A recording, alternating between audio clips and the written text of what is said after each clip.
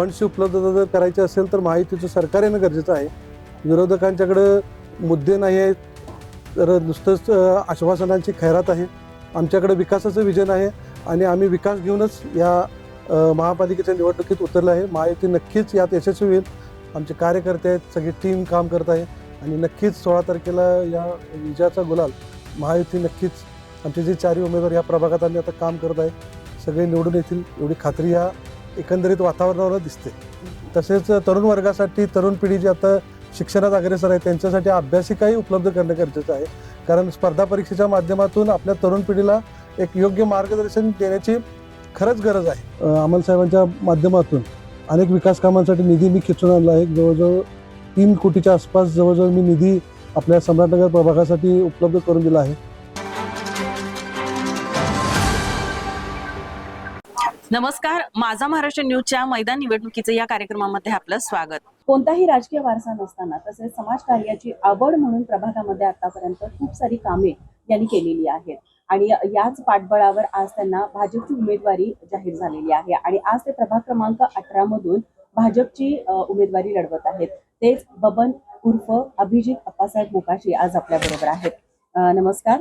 तर माझा पहिला प्रश्न तुम्हाला असा आहे की तुम्ही आतापर्यंत बरीच सामाजिक कार्य केलेली आहे आणि त्याच बळावर तुम्हाला आता ही भाजपची उमेदवारी मिळालेली आहे, काय सांगाल?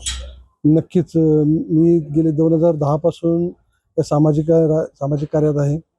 भाजपचं काम करत गेली 12 वर्ष मी भाजपचं काम करतोय. भाजपने एका सर्वसामान्य कार्यकर्त्याला जी उमेदवारी दिली आहे ती आमचं काम बघून माझ्यावर विश्वास या भाजपने टाकलेला आहे. आमचे आदरणीय चंद्रकांत दादा पाटील असतील, आमचे आमदार अमल माडिक साहेब असतील, तसेच आपले राज्यसभेचे खासदार धनंजय माडिक साहेब असतील, यांनी जो माझ्यावर विश्वास टाकला आहे, तसेच आमचे जिल्ह्याचे अध्यक्ष विजय जाधव साहेब यांनी या सगळ्यांनी मिळून जो विश्वास टाकला आहे तो नक्कीच सार्थकी लागेल. या महापालिकेच्या निवडणुकीच्या अनुषंगाने जे मला बळ दिलं आहे ते सर्वसामान्य नागरिकांनी बळ दिलेलं आहे. माझ्या पाठीमागं आमचे तरुण कार्यकर्ते, भागातील ज्येष्ठ नागरिकही माझ्या पाठीशी आहेत. गेले 15 वर्ष मी जे काय काम केलं ती मिळवलेली संपत्ती माझ्यासोबत आहे. या बळावरच मी ही इलेक्शन लढवत आहे. सर्वसामान्यांचा पाठिंबा मला मिळत आहे. सामाजिक कार्याचा लेखाजोखा जर मांडायचा झाला तर गेले 10-15 वर्षात मी अनेक कामात मी अग्रेसर राहिला आहे. जसं छोटी छोटी कामं असतील, वृक्षारोपण असेल, रक्तदान शिबिर असतील, गरजूंना मदत असेल, तसेच आपल्या इथं लहान मुलांसाठी खेळण्यासाठी एक मी ग्राउंड उपलब्ध करून दिला आहे. त्यावर आता गेले 4 वर्ष झालं सलग लाठीकाठीचा कार्यक्रम मोफत दिला जातो. लहान मुलं जे आता TV, मोबाईल याच्यापासून दूर जाण्यासाठी छोटासा एक माझा यशस्वी प्रयत्न झालेला आहे. 70 ते 80 मुलं तिथं आता सध्या प्रशिक्षण घेत आहेत. याही पुढे जाऊन आणखीन मुलांना, तरुण मुलांसाठी काम करण्याची इच्छा आहे. तसेच भागात अमल साहेबांच्या माध्यमातून अनेक विकास कामांसाठी निधी मी खेचून आणला आहे. जवळजवळ 3 कोटीच्या आसपास जवळजवळ मी निधी आपल्या सम्राटनगर प्रभागासाठी उपलब्ध करून दिला आहे. आता प्रचाराला तुम्ही सुरुवात केलेली आहे, म्हणजे ज्यावेळेला प्रभागामध्ये फिरताय त्यावेळेला लोकांचा प्रतिसाद तुम्हाला कसा मिळतोय? लोकांचा प्रतिसाद तर भाजप म्हणून एक चांगला प्रतिसाद मिळतोय. सर्वसामान्य कार्यकर्ता असल्यामुळं पाठबळही चांगलं मिळतंय. अनेक मंडळांचा, अनेक गल्लींचा पाठिंबा मिळत आहे. नक्कीच याचा आपल्याला 16 तारखेला नक्कीच या निकालात हे सगळं पाठिंबा बघायला मिळेल. आम्ही महायुतीचे सगळे उमेदवार धडाडीनं सगळे प्रचारात आहे. आमचे कार्यकर्ते आहेत, सगळी टीम काम करत आहे आणि नक्कीच 16 तारखेला या विजयाचा गुलाल महायुती नक्कीच, आमचे जे चारही उमेदवार या प्रभागात आम्ही आता काम करत आहे सगळे निवडून येतील एवढी खात्री या एकंदरीत वातावरणावर दिसते. बरं, आता एकूणच आपण कुठल्याही निवडणुकीमध्ये ज्यावेळेला एक उमेदवार म्हणून उभे राहतो त्यावेळेला कसं होतं, तुमच्या तर पाठीमागे कोणताही राजकीय वारसा नाहीये. राजकीय वारसा नसताना तुम्ही ही निवडणूक लढवताय, पण याचं बळ तुम्हाला कुठून मिळते, म्हणजे पाठिंबा कुठून मिळतोय तुम्हाला? एक तर आमचे कार्यकर्त्यांची टीम इतकी सक्षम आहे, तसेच ज्येष्ठ नागरिकांचाही मला चांगला वाढता पाठिंबा आहे. मी ॲक्च्युली तसं बघायला गेलं तर त्यांच्या मनात घर करूनच आहे म्हटलं तरी काही अडचण येणार नाही. तसेच मला माझ्या घरच्यांचंही पाठबळ खूप मोठं आहे.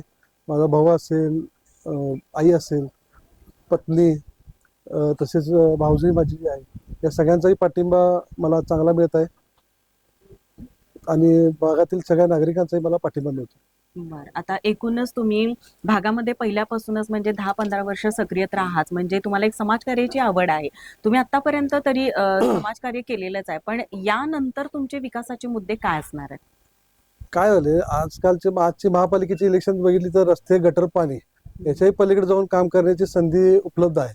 जसं बघायला तर तरुणांसाठी रोजगारासाठी संधी उपलब्ध करणं पहिलं प्रामुख्याने कार्य आहे. मुलांसाठी खेळाचे ग्राउंड आपल्या परिसरात नाहीच आहेत, म्हणायला काही अडचण नाही. तसेच वयोवृद्ध लोकांसाठी नाना पार्क सारखे उद्यान उभं करणं गरजेचं आहे. सोलर सिस्टीम आहे, रेन हार्वेस्टिंग सारखे प्रश्न आहेत. जमिनीची पाण्याची पातळी कमी होत चालली आहे, त्यासाठी रेन हार्वेस्टिंग ही फार महत्वाची गोष्ट आहे की तिची जागरूकता करणं फार गरजेचं आहे.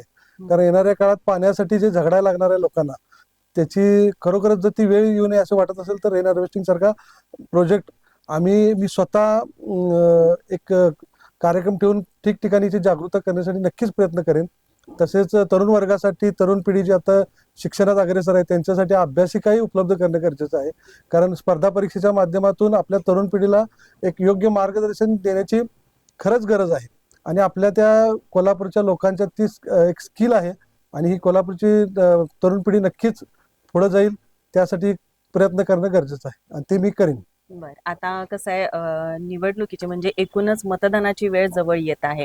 मग तुम्ही जनतेला काय सांगाल या निवडणुकीच्या अनुषंगाने आणि मतदानाच्या अनुषंगाने? जनतेला एवढीच विनंती राहील की केंद्रात महायुतीचं सरकार आहे, राज्यातही महायुतीचं सरकार आहे. तर येणाऱ्या महापालिकेच्या निवडणुकीत जर महायुतीचं सरकार आलं तर तुमचे जे प्रश्न आहेत, तुमच्या ज्या अडचणी आहेत त्या सोडवण्यासाठी नक्कीच आम्हाला बळ मिळेल. फंड्सची उपलब्धता जर करायची असेल तर महायुतीचं सरकार येणं गरजेचं आहे. विरोधकांच्याकडे मुद्दे नाही आहेत, तर नुसतंच आश्वासनांची खैरात आहे. आमच्याकडे विकासाचं विजन आहे आणि आम्ही विकास घेऊनच या महापालिकेच्या निवडणुकीत उतरले आहे. महायुती नक्कीच यात यशस्वी होईल आणि महायुतीचे सगळे उमेदवार निवडून येतील, यात शंका नाही. तर आज आपल्या बरोबर होते भाजपचे प्रभाग क्रमांक 18 मधील उमेदवार बबन उर्फ अभिजित आप्पासाहेब मोकाशी यांनी एकूणच सामाजिक कार्याची आवड जपत आतापर्यंत प्रभागामध्ये खूप सारी कामं केलेली आहेत आणि त्यांची विकासाची धोरणं ही खूप चांगली आहेत आणि त्यांनी जनतेबरोबरच नेहमी काम केलेलं आहे आणि एकूणच त्यांना या महायुतीतून निवडून देऊन चांगलं मतदान तुम्ही करावं असंही त्यांनी आपल्याला विश्वास दाखवलेला आहे. तर तुम्हाला माझा महाराष्ट्र न्यूज तर्फे पुढील वाटचालीस खूप साऱ्या शुभेच्छा. धन्यवाद.